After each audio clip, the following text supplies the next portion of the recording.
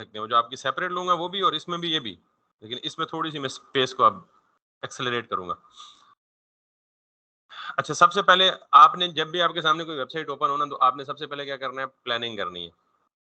Planning, आपने content को देखना है, जांचना है और फिर उसके अकॉर्डिंग अपने ज़हन में एक स्केच बनाना है, या पेपर पे स्केच बना लें या ज़हन में स्केच बना लें अगर आप मेंटली इतने स्ट्रांग हैं। मैं इसकी प्लानिंग यूँ करूँगा कि लेट्स सी, मुझे सबसे पहले एक-एक सेक्शन को देखना है, पूरी वेबसाइट को नहीं देखना। वन बाय वन एक-एक सेक्शन को देखकर आपने उसको आगे ग्रो करना है। तो मैं सबसे पहले सिर्फ इस एरिया को फोकस कर रहा हूँ। यानी ये मेरी पूरी व्यू पोर्ट है और इस व्यू पोर्ट में मैं सबसे पहले ये जो मैं एरिया रेड बॉक्स के अंदर रैप कर रहा हूँ ना, मैं सिर्फ इसको टारगेट करूंगा, मैं नीचे किसी चीज को नहीं देख रहा। इसकी प्लानिंग का मतलब कि मुझे इसमें क्या क्या चाहिए। एक तो मुझे ये नेविगेशन चाहिए। वैसे अभी तक आपके अंदाजे के मुताबिक ये क्या होना चाहिए, टैग वाइज ये क्या चीज होनी चाहिए, यूएल, और यूएल के अंदर क्या होना चाहिए, एलआई होना चाहिए। ठीक, ये प्लानिंग की बात कर रहा हूँ। दूसरे नंबर पे मेरे पास ये वाला, ये क्या होना चाहिए, ये भी यूएल होना चाहिए। अच्छा, बटन अगर हो या एंकर किसी के जहन में ना, तो बटन और एंकर यूएल के अंदर। यूएल में क्यों कह रहा हूं, क्योंकि हमें करना है इसको फ्लेक्स, और फ्लेक्स में हमें क्या चाहिए, पेरेंट चाइल्ड रिलेशनशिप।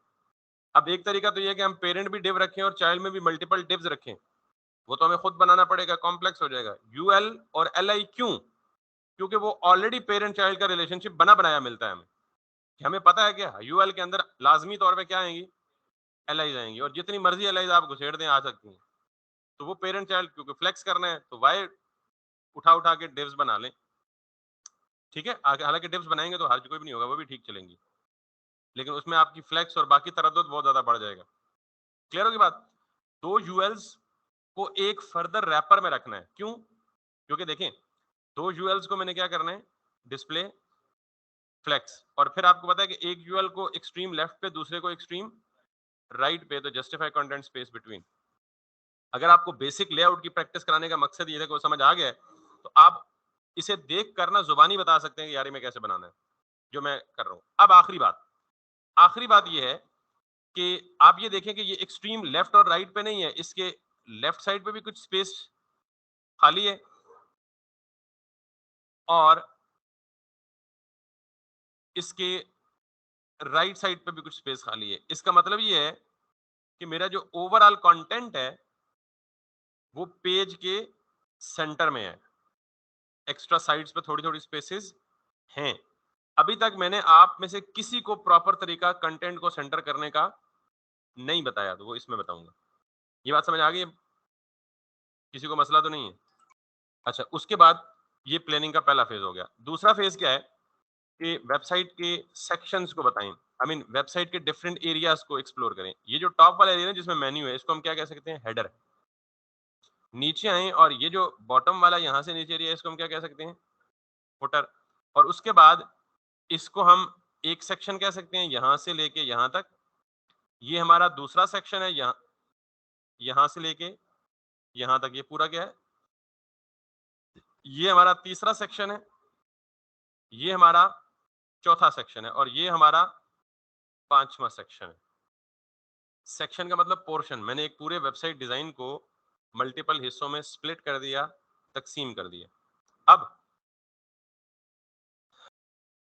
और इंपॉर्टेंट बात देखें कि सारे के सारे सेक्शंस में जो कंटेंट है वो वेल अलाइंड है, यानी इसकी अलाइनमेंट ये थोड़ा सा अंदर है, इसकी अलाइनमेंट और इसकी अलाइनमेंट देखें बराबर, नीचे इसकी अलाइनमेंट देखें बराबर, इसकी अलाइनमेंट देखें बराबर। ऐसा लगता है जैसे किसी ने सूतर लगा के ऊपर से नीचे इसको फिक्स किया हुआ है दीवार को। राइट साइड पे देखें, इसकी और इसकी अलाइनमेंट देखें बराबर, नीचे आ जाएं, इसके साथ इसकी अलाइनमेंट राइट साइड पे भी बराबर, इधर भी बराबर, और इधर क्योंकि कंटेंट यहीं खत्म हो जाता है तो आगे नहीं पहुंच रहा। क्लियर। तो let's start making this top bar. Let's have a look body में। अच्छा, अब जैसे मैंने प्लानिंग बताई ना आपको, नॉर्मल उस वेब पेज के डिजाइन को देख के, उसी तरह की प्लानिंग अब आपने यहाँ करनी है। आपने सबसे पहला काम ये करना है कि अपने पूरे वेब डिजाइन को एक रैपर में इनक्लोज कर देना है, यानी एक डिव में बंद कर देना है बेहतर कंट्रोल करने के लिए। मैं कहता हूं जी साइट रैपर। साइट रैपर का मतलब क्या है कि मेरी पूरी की पूरी माइक्रोसॉफ्ट की साइट अगर मैं बॉडी में रखता तो रैपर बॉडी भी था, लेकिन मैंने कहा नहीं, मैंने अपना रैपर बनाना है, ठीक है, बॉडी के अंदर। तो अब मेरी पूरी की पूरी वेबसाइट इस रैपर से बाहर नहीं निकलेगी। अब किसी भी वेबसाइट के 3 इंपॉर्टेंट मेन पार्ट्स होते हैं, हेडर, फुटर और मेन एरिया। हेडर, फुटर और मेन एरिया। तो आप हर वेबसाइट में ये बेसिक स्ट्रक्चर इसी तरह बनाएंगे जिस तरह मैं अभी बता रहा हूं आपको। साइट रैपर ओवरऑल सारी साइट को कंटेन करेगा, उसके अंदर एक हेडर, हेडर के फौरन बाद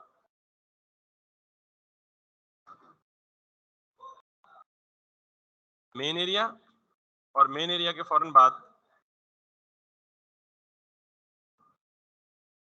ये 3 मेन एरिया है। और मैं इसको किस से रिफ्लेक्ट कर रहा हूं, ये टॉप वाला हेडर है, हेडर से नीचे यहां से लेके यहां तक मेन एरिया है, और इससे नीचे क्या है, फुटर है। ये चीज मैंने यहां बनाई है, हेडर, मेन एरिया, फुटर। अब अगली चीज, ये जो बीच में मेन एरिया है इसमें वो सेक्शंस है। मेन एरिया में section 1, section 2, section 3, section 4, section 5। ये सारे के सारे किधर होंगे, मेन एरिया के अंदर। ये यूं समझ लें कि आप मकान बनाने से पहले वो जो जमीन खोद के उसकी बुनियादें बना रहे होते हैं ना, ये वो हैं। वो जितनी पक्की होंगी उसके ऊपर बनने वाला मकान उतना ही पक्का होगा। ठीक। अब सारे सेक्शन हम बारी बारी बनाएंगे। सबसे पहले मैं आता हूं किसके अंदर, हेडर के अंदर। तो इस हेडर के अंदर आके मुझे सबसे पहले क्या करना है, 2 यूएल्स बनानी है। ठीक। 2 यूएल्स में से लेफ्ट वाली यूएल पहले बनाते हैं, 1 2 3 4 और 5। तो मुझे यूएल लाई, अच्छा अब ये भी देख लें कि वो हर एक एल क्लिकेबल है। तो जब क्लिकेबल हो तो हम क्या करते हैं, उसके अंदर एंकर टैग रखते हैं, क्योंकि एंकर टैग ही किसी को क्लिकेबल बनाता है। एंकर टैग का पता ना, किसी भी टेक्स्ट को क्लिकेबल बनाना हो तो आप उसे किसके अंदर रखते हैं, इस एंकर टैग के अंदर रखते हैं। अब इसके अंदर पहले नंबर पर तो क्या है, लोगो। लोगो के लिए तस्वीर चाहिए, तो फिलहाल तस्वीर की जगह मैं यहाँ पे क्या करूँ, टेक्स्ट लिख देता हूँ। मैं सारी सेटिंग करके वापस लोगो पिक्चर को ऐड कर दूंगा, ठीक है। दूसरे पे माइक्रोसॉफ्ट 365,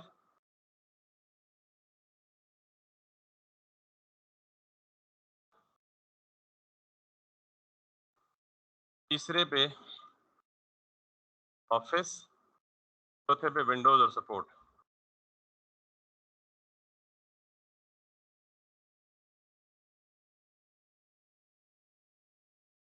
अब जरा आप कोई अजीब सी चीज देखेंगे, नॉर्मली जब हम यूएल और एलआई बनाते हैं तो ऐसे ही होता है, लेकिन आप देख रहे हैं कि इसका कलर ब्लू है टेक्स्ट का, और टेक्स्ट अंडरलाइन भी है। ये मैंने तो नहीं दिया, ये स्टाइल मैंने तो नहीं दिया ना। तो जो स्टाइल मैं ना दूं, ब्राउजर खुद दे दे, उसे क्या कहते हैं, ब्राउजर प्रीसेट, यानी ये ब्राउजर ने पहले से सेट कर दी है। अच्छा, यही सिर्फ बात नहीं है, किसी भी एलिमेंट को जांचना हो या चेक करना हो या इंस्पेक्ट करना हो कि इस पर कौन कौन से स्टाइल्स ब्राउजर ने अप्लाई किए हैं। भाई देखें, ब्राउजर ने अप्लाई तो कर दिए हैं, हमें तो नहीं पता। हमें तो सिर्फ बजाय क्या नजर आ रहा है, टेक्स्ट का कलर नीला कर दिए और उस टेक्स्ट को अंडरलाइन कर दिया और पीछे बुलेट्स डाल दिए। ये किसने डाले हैं, ब्राउजर ने। ब्राउजर ने कुछ और भी किया होगा। वो इंस्पेक्ट करने के लिए कि ब्राउजर ने कौन कौन से प्रीसेट्स दिए हैं, आप क्या करेंगे, इस एलिमेंट को राइट क्लिक करेंगे, यहां पे जाके इस यूएल को सेलेक्ट करें और इस बॉक्स मॉडल को देख लें। ये बक्से को क्या कहते हैं, बॉक्स मॉडल। जब आप किसी भी एलिमेंट को क्लिक करेंगे तो नीचे बॉक्स मॉडल में वैल्यू देख लें। इस पे मैंने क्लिक किया तो टॉप बॉटम पे क्या शो हो रहा है, 16। ये क्या है, अगर मैं अंदर आऊंगा तो बॉर्डर, बॉर्डर कहीं नजर आ रहा है नहीं, तो इसका मतलब बॉर्डर अप्लाई। तो ब्राउजर ने क्या अप्लाई किया, मार्जिन, कहां कहां अप्लाई किया? सिर्फ टॉप पे और लेफ्ट राइट पे अप्लाई। नीचे आए, ये क्या है? पैडिंग। तो पैडिंग किधर अप्लाई की है? ये नजर आ रहा है ना साथ लिखा हुआ। तो पैडिंग किधर अप्लाई की है? लेफ्ट पे, और उसके अंदर कंटेंट अपने खुद की हाइट। जब भी जो भी एलिमेंट ब्राउजर में ऐड करेंगे, आप उसको इस बॉक्स मॉडल में चेक कर लें कि इसमें ब्राउजर ने कोई प्रीसेट दिया है या नहीं दिया। ठीक, अब ये प्रीसेट हमें तो नहीं चाहिए, ठीक है, ये तो डिफॉल्ट बिहेवियर है लिस्ट का, लेकिन हमें तो नहीं चाहिए। हमें तो बुलेट्स भी नहीं चाहिए, हमें टेक्स्ट का अंडरलाइन भी नहीं चाहिए, हमें टेक्स्ट का ब्लू कलर भी नहीं चाहिए। तो क्या करेंगे? अपनी सीएसएस लिखकर ब्राउजर की सीएसएस को क्या कर देंगे? ओवरराइट कर देंगे। क्लियर? तो आपको क्या पता लगेगा कि क्या चीज ओवरराइट करनी है? अब यहां से देख के पता लग रहा है, एक तो मार्जिन ओवरराइट करना है, दूसरा पैडिंग खत्म करनी है, तीसरा बुलेट्स खत्म करने हैं, चौथा टेक्स्ट का कलर खत्म करना है, पांचवा टेक्स्ट की अंडरलाइन खत्म करनी है। क्लियर हो गया? अब यहां पे जाएं, पहले ये सारे प्रीसेट्स खत्म कर दें। सो नॉर्मली याद रखिए, ये देख लें, पहले ये देख लें कि मार्जिन लगा किसको हुआ है, यूएल को या एलआई को? यूएल को, क्योंकि यहां से कैसे पता लगेगा? यहां से सेलेक्ट हुआ है, यूएल सेलेक्ट हुआ है। और पैडिंग किसको लगी हुई है?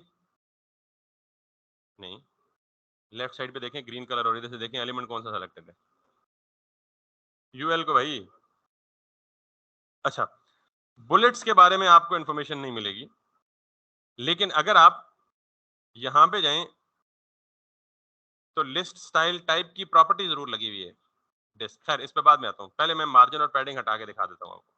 और वो किस पे है? यूएल पे। तो ये यूएल है, इसको आप कोई भी क्लास दे दें, क्लास NAV, नेव। नेव का मतलब नेविगेशन। ठीक, इसको सेव कर दें, और इस नेव को CSS सेपरेट फाइल में लिखना बताया ना आपको। ओके, यहाँ पे आए, इस क्लास को टारगेट करें, और क्या क्या दोनों स्टाइल्स ओवरराइट करने हैं? मार्जिन 0, सिर्फ मार्जिन 0 करें, और यहाँ पे आए। अच्छा, स्टाइल शीट लिंक नहीं हुई, दैट्स गुड।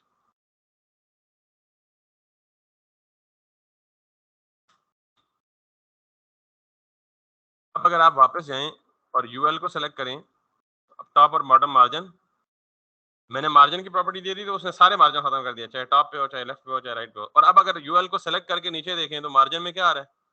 डैश। इसका मतलब नथिंग इज देयर। अब रह क्या गया? बॉर्डर तो था ही नहीं पहले से ही, उसका तो लांजा ही खत्म। और क्या रह गया? पैडिंग रह गई है। सो लेट्स, पैडिंग भी इसी यूएल पे है, पैडिंग। अच्छा, जब आप जीरो लिखते हैं तो जीरो के साथ यूनिट लिखने की जरूरत नहीं होती। अगर जीरो के अलावा कोई वैल्यू लिखेंगे तो साथ पिक्सल लिखने की जरूरत पड़ेगी, या परसेंटेज लिखने की जरूरत पड़ेगी, या एम या रैम लिखने की जरूरत पड़ेगी। जीरो के साथ यूनिट लिखने की जरूरत, अगर मैं यहाँ 10 लिखता तो 7 पिक्सल लिखना पड़ता।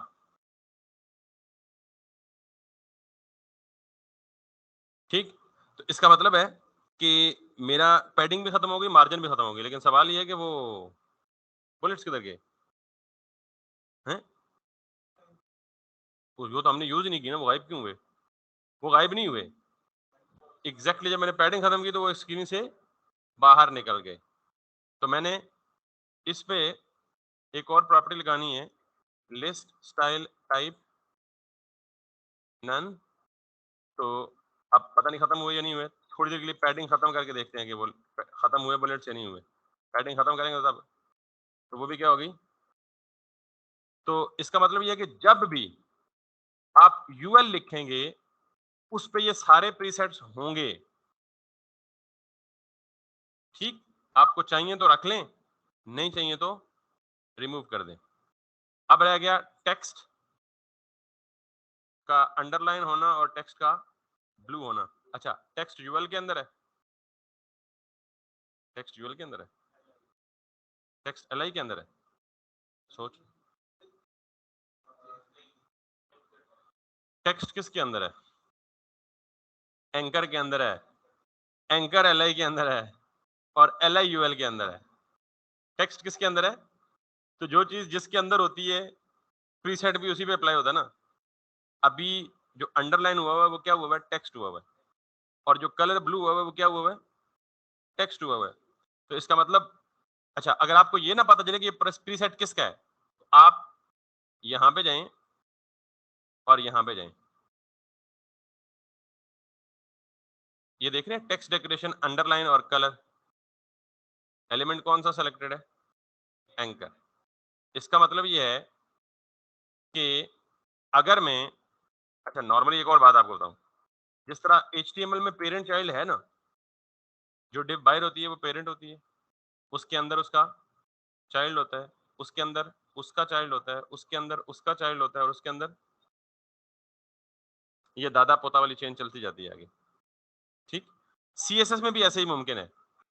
अब मुझे इस एंकर को टारगेट करना है, तो अगर मैं ये लिखूं ना, डॉट नेव, मतलब है किसको सेलेक्ट करो, नेव की क्लास को।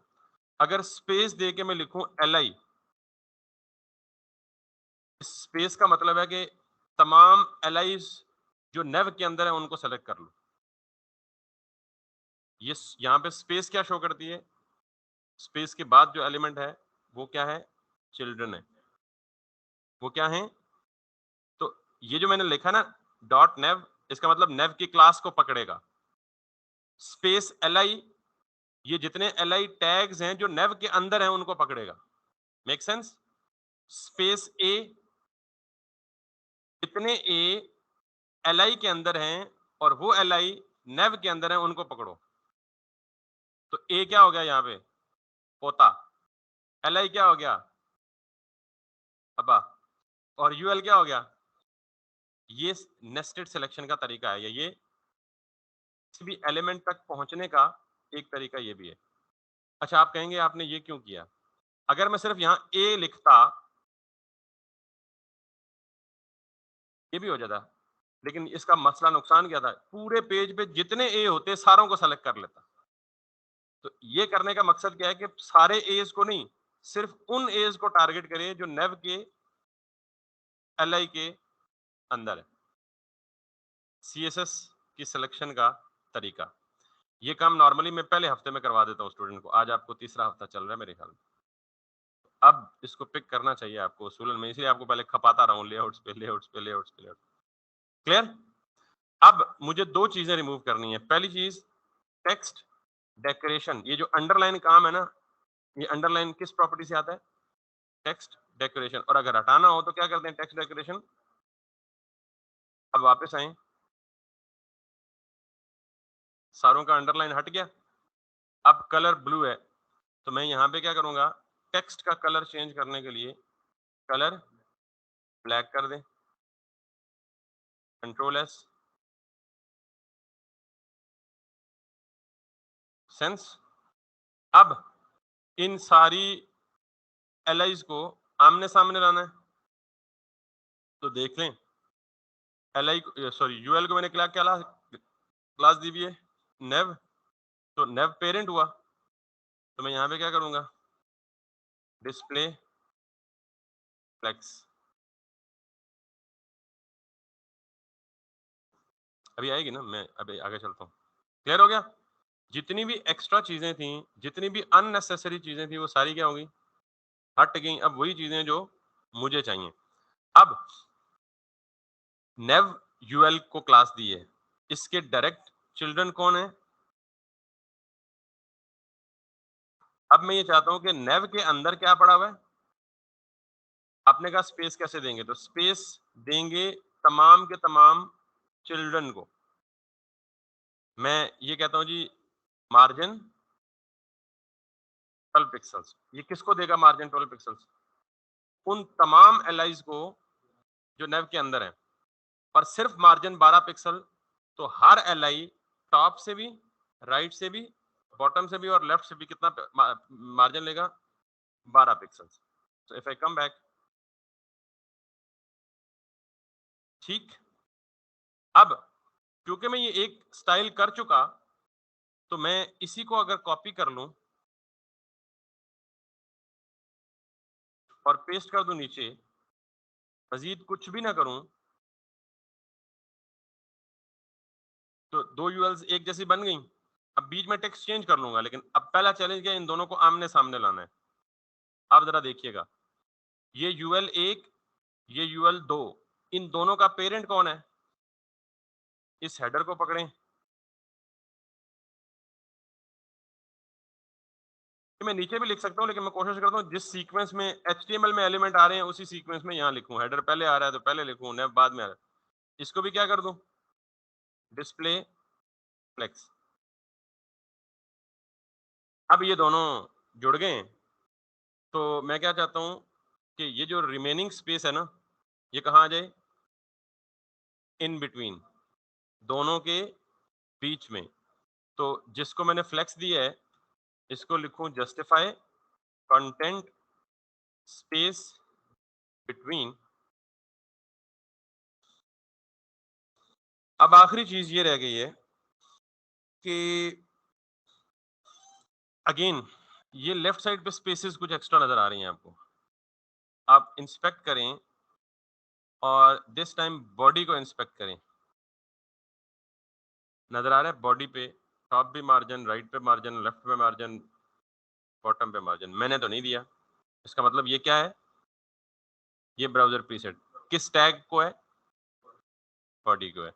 तो आप बॉडी टैग सबसे पहले आता है ना, इसको जाके बॉडी करें और इसको जाके 0 करें। Make sense? यहां तक क्लियर है भाई? अच्छा, अब जो स्पेस है वो हमने हर एल को 12 पिक्सल मार्जिन दिया हुआ है, टॉप से, राइट से, बॉटम से, लेफ्ट से। अब की स्पेस उस वजह से है, let's see. Good question by the way. ये देख रहे हैं, ये क्या है, एल को मार्जिन मिला हुआ ना, ये देखें, ये देख रहे हैं, 12 12 12 12, ये किसने दिए, हमने खुद दिया है, और इस वजह से ये लेफ्ट पे आ रहा है, लेफ्ट से स्पेस आ रही है। अगर आप खत्म करना चाहें कर सकते हैं, मुझे 2 मिनट दीजिएगा।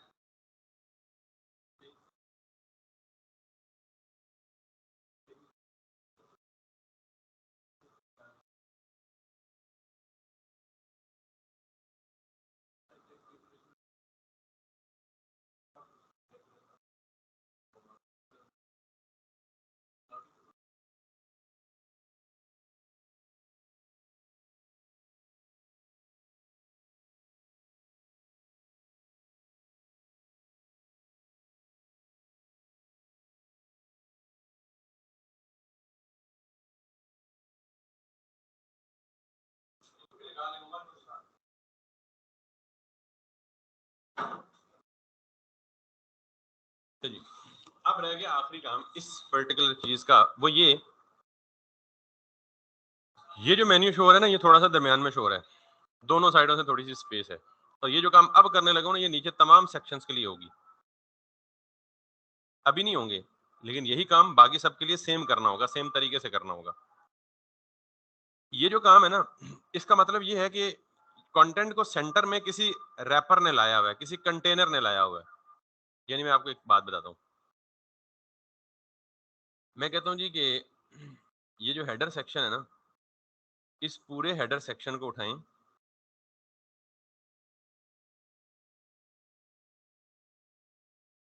और इसको एक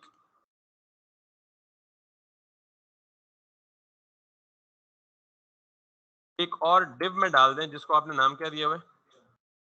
इसको नाम कुछ भी दे सकते हैं, लेकिन जनरली कन्वेंशन है कि आप इसको नाम कंटेनर ही दें। अब इस कंटेनर को जाके एक चीज दे दें, विड्थ। आप इसकी विड्थ अपनी मर्जी से स्पेसिफाई कर सकते हैं, 1100, 1200, यानी ये डिपेंड करता है कि आप कितनी विड्थ चाहते हैं। मैंने 1200 पिक्सल रखी और यहाँ पे अगर मैं आऊँ राइट साइड पे, ये आ गई स्पेस, ठीक है। अब मैं इसको देखने के लिए कि ये 1200 पिक्सल कहाँ है, सिर्फ बैकग्राउंड कलर दे रहा हूँ, बाद में रिमूव कर दूंगा।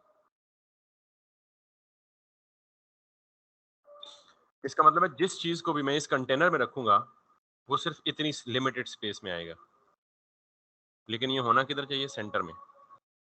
ठीक, अजान हो जाए तो कंटिन्यू करें।